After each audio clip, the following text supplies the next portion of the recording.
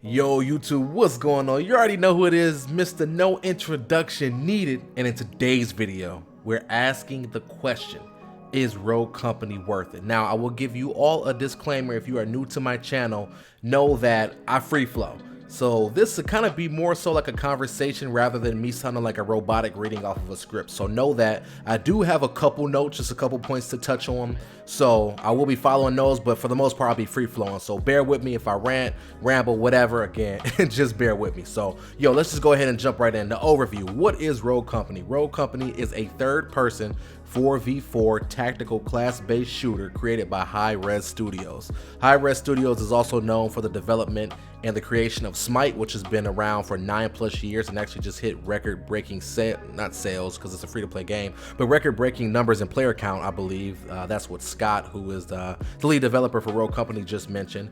They're also responsible for developing and creating Paladins, Realm Royale, games of that nature. So they've been in the game and they've been creating high quality games and high quality content for a while now. So know that Rogue Company is for sure in good hands, okay? And I will let you guys know my initial thoughts. When I first seen this game and I signed up for the alpha, I was like, it might be okay. You know, I even told my wife, like, she asked me, hey, are you gonna really play it, give it a try? I'm like, I might. You know, I played 2 games in the alpha and it was okay. I'm not allowed to post up any alpha gameplay. You know, that's breaking the NDA, but it was a little bit stiff. You know, I knew it had potential, but it just didn't really grab me, right? I played maybe 2 or 3 games and just left it at that. Didn't look back at it, you know, just kind of fooling around. But again, I didn't really think much of it. And the initial thoughts of this closed beta, the game is freaking fantastic, and it works like this. You play the first game, you're like, oh, okay, it's not too bad. You know, you go through the tutorial and play some practice demolition. It's not too bad. The second game, it's like, okay, I'm kind of digging this. And the third game, you're hooked. You are absolutely hooked. I mean, the buying system is smooth, gunplay is smooth. Oh my gosh, it's just dope. It's dope overall, and I am a little bit biased now because I do love the game personally, so know that I am coming from a bit of a place of bias, but I also will highlight some of the cons later on in this video as well. So just kind of jumping in and listing out some pros, okay? The first pro is the buying system. Now, I know you guys that are playing Rogue Company or that are interested to play Rogue Company, you guys are familiar with buying systems like in Valorant and CSGO. Every round you gotta buy your gun, buy your nades, things of that nature. Rogue Company puts a little spin on this, okay? So for this buying system in this game, you buy everything. I mean, you buy your melee weapon, you choose what primary weapon you have. You have to actually, no, you don't actually have to purchase your sidearm. You start with your sidearm by default, but you pay to upgrade your sidearm, you pay for your perks, everything, right? But the dope thing is, on a round-to-round basis, you get to keep those upgrades. So by the end of the game, if you're playing Strikeout and it's 2v2 going into the final round, you know what I'm saying? You go into that 5th round, you can load out all your perks. You can have your guns fully upgraded, ready to go, and just ready to slaughter people. And I think that is dope. You know, you don't feel like you're being penalized if you die around. Now you lose your guns like in Valorant or CSGO. No, you still keep all that good stuff, which is dope. I like that because by the end of the game, you guys are just whoa, stutter there. Let me try that again. You guys are just 2 teams of 4 duking it out. Just everybody is tankish because all their perks are unlocked. Everybody's running around the maps, clapping people. Like it just turns into a slugfest, and I love that because it's equal. It's not like the opposing team has to start from ground 1 because they have no money to purchase themselves a new sniper rifle or AR. Like, you know what I mean? There's no advantages in that regards. You can clap a team for 2 rounds and they come back the next 2 rounds. Like, and it's just dope. I love that. The buying system here, spot on. Hi-Rez, you guys get my kudos for that. The gunplay, yo. The gunplay feels so satisfying. Like, when you line up those headshots, and you hear that, dee -dee -dee -dee -dee -dee, yo, it feels so good. You melt people, right? Or if you're just duking it out with somebody, you hit them to the body, like, every bullet feels like it holds some type of weight when it hits them. And that is just so satisfying when you kill somebody and you have 1 sliver of health left and you thirst them and barrel roll behind cover and heal up and get ready for the next fight. Like, yo, the gunplay is nice. The gunplay is so nice. I'm sure anybody that plays this game, that is one thing that they can say. The sound effects are crisp. The bullet sounds are crisp. Everything is crisp and clean. So again, Hi-Rez, kudos to you all for making sure that that system is on point. It is on point. And a little side note I'll put in there too, I like the fact that you can really hear enemy footsteps. You can hear the weight of the character coming around the corner. You can tell where they're coming from. So whenever I die in this game, I'm never like, oh bro, I didn't hear him, I didn't see him, anything of that nature. There are some characters you won't hear because of their perks. You know, like Lancer and Dallas, they have a perk where if they're not running, you can't hear their footsteps, and that's just a perk. You know, it is what it is. But other than that, you can hear enemies coming from anywhere. You can tell, hey, they're coming from left side, they're flanking right, whatever the case may be. Or if you get killed, you know why you got killed. It's not like, bro, I didn't hear him, I didn't see him, whatever. Like, you know why you got killed. And if you're saying that, you're lying. I'm sorry, I love you, you're lying. So don't try to play that, don't try to spin that. Another big pro of this game, the character distinctions. You know, typically games that come out like this that are class-based, characters are a bit watered down. You can't really tell left from right. You can't, right now in Rogue Company, you can tell the difference between everybody, from Anvil to Lancer to Scorch to Vi to Trench to Saint. I ain't gonna name all the characters because I can't think of all 13 of them off the top of my head, but every character is distinct and every character has a role. You know, when you're fighting an enemy Anvil, you're going to fight somebody that's going to bunker down when they place their shield, and they will clap you with that LMG. Do not leave your back open, because you know for a fact if the enemy team has a Lancer done popped her, I call it dead silence for lack of better terms, and she's gonna flank all the way around the map and she's gonna shoot you in your back. You know what I'm saying? Like, you just know for a fact when you're playing opposing characters, you know what to expect. When you're playing with characters, you know what to expect. Every character has a distinct role, and I love that. I love that. It's going to make for so many various types of metas when comp rolls out. When they roll out the rank system, you're going to be fighting teams of Anvil, Talon, Ronin, and Lancers, and like, it's just going to be dope. You know, it's going to be dope. And with that being said, no, I'm gonna do a little plug-in. I will be rolling out a tier video sometime in the next coming weeks, so stay tuned for that. Cough, cough, whatever. Moving on, yo. Another pro, the game modes. Okay, the game modes. The fact that there's 2 game modes right now, and then there's the practice game mode, which I actually like too, because if you're brand new to third-person games, which, believe it or not, a lot of people are. A lot of people did not play Gears of War, and a lot of people didn't play the games like the Division and things of that nature, so they're brand new. You can drop in practice demolition with other actual real players versus a team of AIs, and you can learn a game. You can play as slow as you want, as fast as you want, whatever. The AI, they're bots, you know, let's be honest, they're bots, but you can learn characters, learn the game, and really get a feel for things before you jump in, okay? The game modes, Strikeout and Demolition. Demolition is your traditional 4v4, search and destroy, plant the bomb, defend site A or B, 1 life per round, best of 7. You know, that's your traditional stuff, right? Demolition plays really well because you can play spawny, not spawny, what the heck? You can play campy if you want to. If you would like to push the point, you can push the point. Like, there are various ways to play Demolition because of the character distinctions. That's great, that's awesome. The mode that I fell in love with, Strikeout. I fell in love with Strikeout. Strikeout is 4v4. Each team gets 12 lives, and it's a pool of 12 lives. Not each individual character has 12 lives. It's one shared pool of 12 lives, and they're fighting over a point. If you hold the point for 30 seconds, the enemy team will lose a life every 30 seconds that you hold the point. So there's some risk and reward for that. So I love this game mode because you can play kind of campy, but if you play too campy, you get punished. Because teams will flank, teams will aggro you, they'll barrel stuff you, and they will clap your team.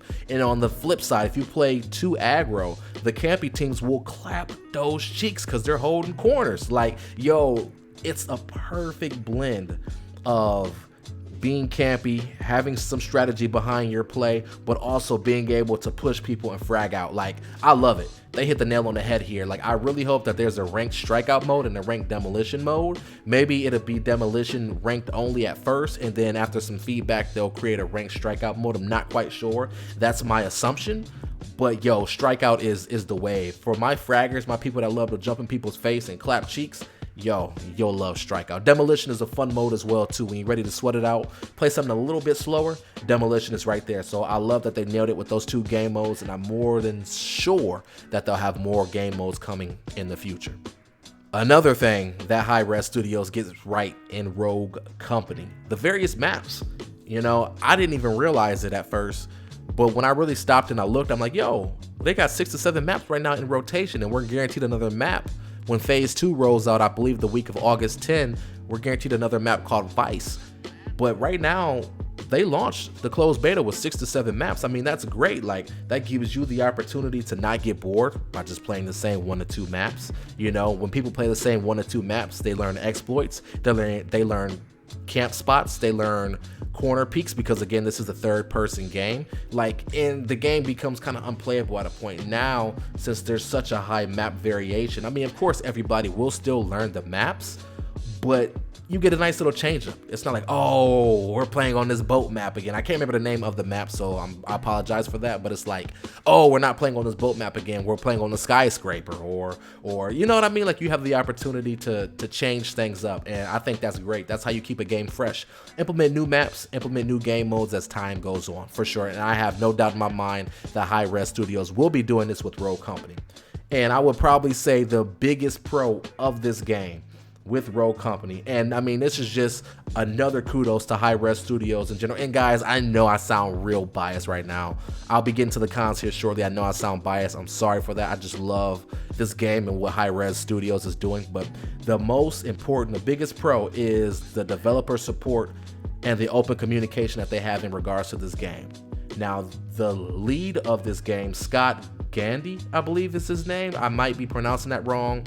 I might have pulled the wrong last name off the top of my head, forgive me, but Scott, this guy Scott is keeping an open line of communication with everybody, but not just him, the entire development team on Reddit, on Twitter. Scott is on Twitter like, hey, what do you guys think about Phantom? What do you guys think about, you know, Anvil? What do you guys think?